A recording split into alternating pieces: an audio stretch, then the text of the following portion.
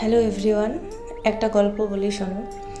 সেদিনকে ডালিম কিনতে গিয়ে একটা বড়সড় ঝামেলা হয়ে গেছে। ঝামেলা বলতে আমি ডালিম নিব দুটো, তো দুটো ডালিমে ভালো ভালো দেখিয়ে দিয়েছি দোকানদারকে।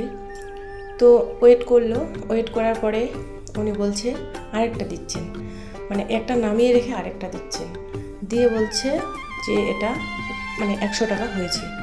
তো আমি যে দুটো নিয়েছি, দাম বেশি হোক বা কম হোক, আমি ওই দুটোই নেব।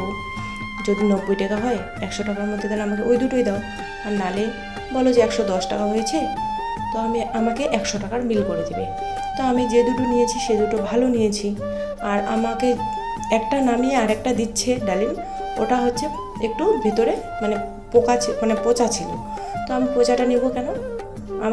আমি তখন বললাম যে আমি ওটা নিব কেন, আমাকে যেটা আমার ভালো ওটা দাও, আমি ওটা নিব না। তো আমাকে যেটা ভালো যে দুটো দিয়েছি ওই দুটো যদি 100 টাকার বেশিও হয় তো আমি ওই দুটোই নেব, আর বা যদি 100 টাকা কম হয় 90 টাকা হয় তো আমি ওই দুটোই নেব। ওর জন্য একটু ঝামেলা হয়েছে, তার জন্য ভিডিওটা করেছি। তো ডালিম ছুলছি, ছেলেকে রস করে খাওয়াবো।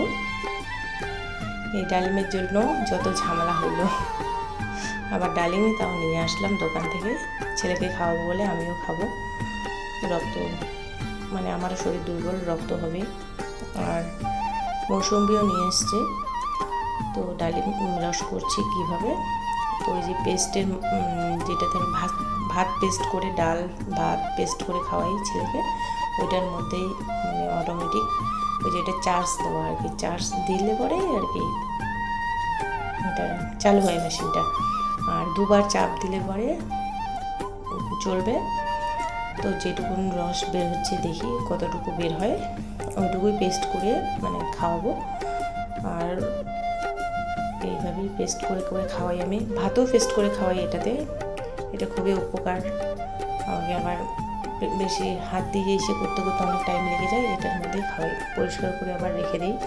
কিন্তু এটার ওই যে যেখানে চার্জ দেই যেটা দিয়ে ওটা আবার যদি জল ঢুকে যায় তাহলে কিন্তু আবার নষ্ট হয়ে যাওয়ার চান্স আছে, দোকানদার বলেছে। তার জন্য ওটা সাবধানে পরিষ্কার পরিচ্ছন্ন করে রাখি। তো তোমরা কি এভাবে বাচ্চাদেরকে খাওয়াও? কে এভাবে খাওয়াও একটু কমেন্ট করে জানাবে।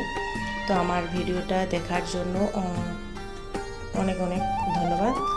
আর এভাবেই পাশে থাকো সবাই, একটু যাতে এগোতে পারি।